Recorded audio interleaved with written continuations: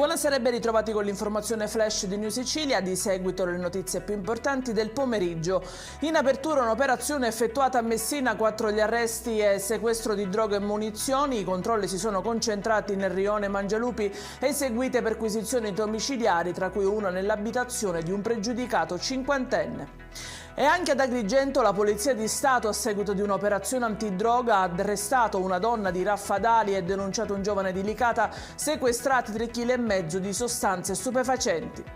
Una donna di 70 anni ha perso la vita in un incidente stradale avvenuto nell'entroterra di Marsala. 2 le auto coinvolte. La vittima, molto conosciuta nella zona, era la titolare di un negozio.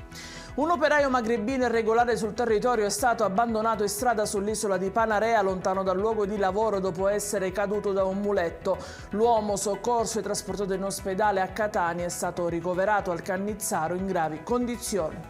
E in chiusura il meteo: sarà una domenica all'insegna del freddo e della pioggia un po' ovunque, temporali sono invece attesi su Messina e Palermo. Ed è tutto per questa edizione. Come sempre vi ricordo che i dettagli su queste notizie e molte altre li trovate sul nostro sito www.newsicilia.it e sui nostri canali social. Grazie per averci seguito, buon weekend e vi ricordo l'appuntamento di lunedì alle 13:30. Arrivederci.